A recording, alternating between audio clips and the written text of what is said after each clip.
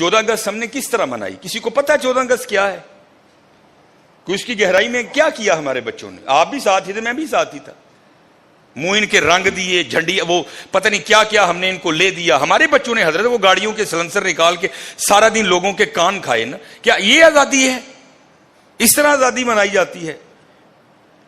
میں نے حضرت 14 اگست کیا ہے، میں نے سب سے پہلے اس کو اپنے گھر سے سیکھا. 14 اگست کیا ہے؟ ہم گجر ہیں، مہاجر گجر.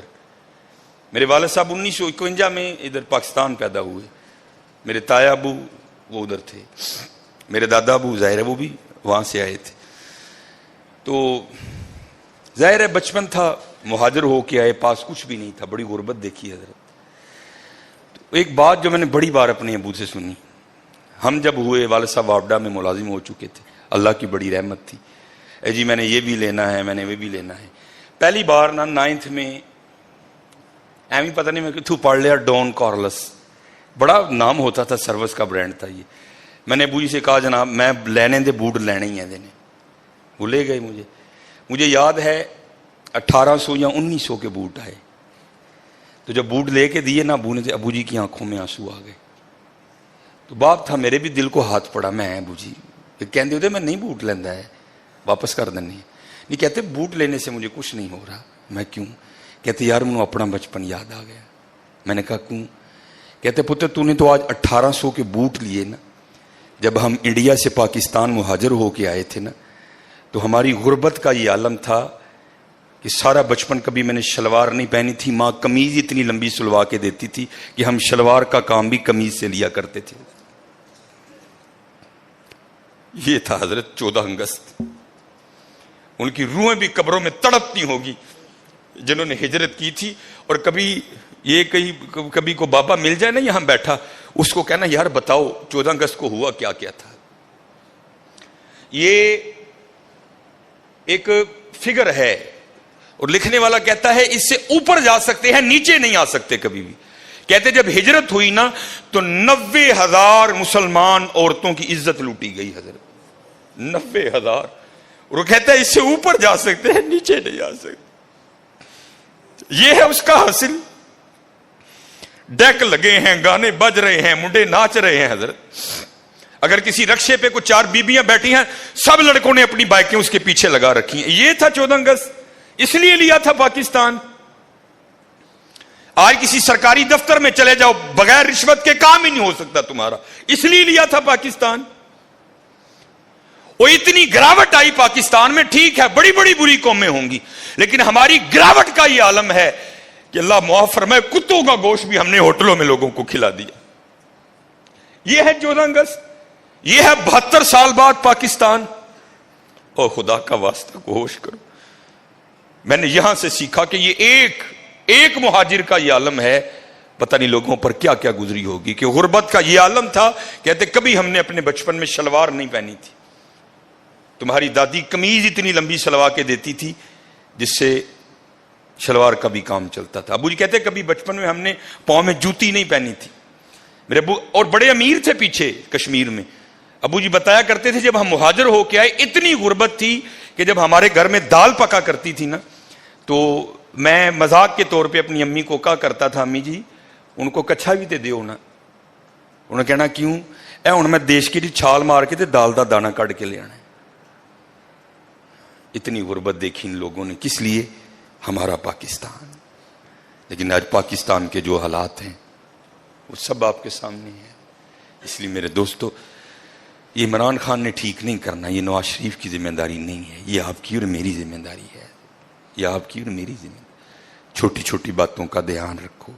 اظہار اپنا رول پلے کرو حضرت، اپنا رول پلے کرو. وہ بڑی مشہور بات ہے نا کہ جب نارے نمرود جلائی گئی نا تو حضرت ابراہیم علیہ السلام کو آگ میں پھینکنے کی باری آئی تو آگ اتنی بڑی تھی. اب وہ سوچ میں پڑ گئے آگ میں پھینکے کیسے؟ آگ کی تو قریب جا ہی کوئی نہیں سکتا، اتنی بڑی ہم نے آگ جلا لی. کیونکہ شیطان مجسم ہو کر، میں مختصر سناؤں گا، اس نے آ کر نا غلیل منجنیق بنانے کی جو تکنیک ہے نا وہ اس نے نمرودیوں کو بتائی.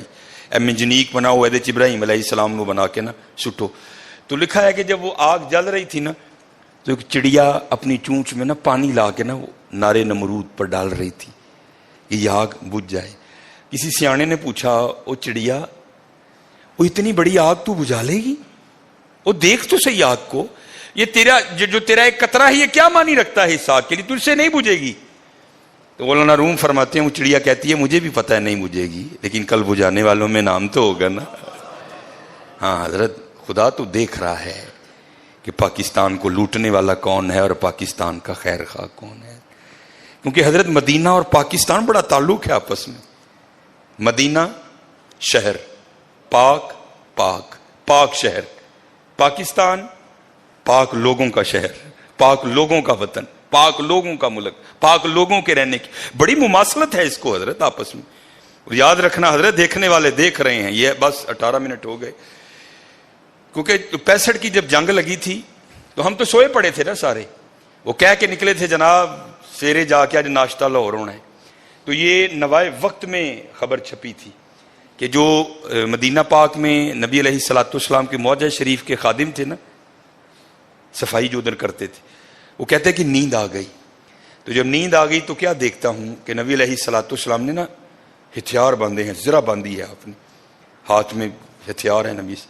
تو کہتے خواب میں عرض کیا اللہ کے رسول علیہ الصلوۃ والسلام یہ کیا عالم, زرہ باندھی ہے, ہتھیار آپ نے اٹھا رکھے ہیں, یہ کیا رنگ ہے؟ تو نبی علیہ السلام نے فرمایا ہندوستان نے میرے پاکستان پہ حملہ کر دیا ہے, میں پاکستان کی مدد کے لیے جا رہا.